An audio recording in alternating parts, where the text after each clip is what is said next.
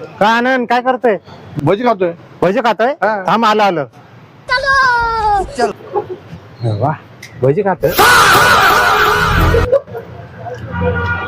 मतलब वो अलग ही लेवल का बंदा था.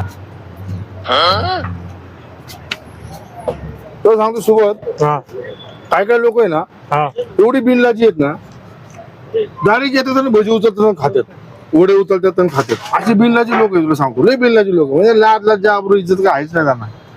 दिसल्याची उचलायचं. काय मग तुला नाही बोलत भाऊ, मी तुला नाही, तू भजी खा तू भजी खा, तुला नाही बोलत. लोकांचं सांगतो मी, काय काय लोक अशी बिनलाजी आहे. मग त्यांना कुठे न्या न सांगता भजी उचल वडे उचल असं करून खातात. हा म्हणजे विषय वेगळा आहे.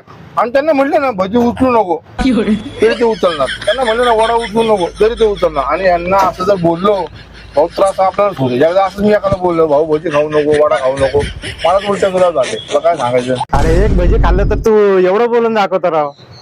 हे धर तुझे पैसे नको म्हणायचे.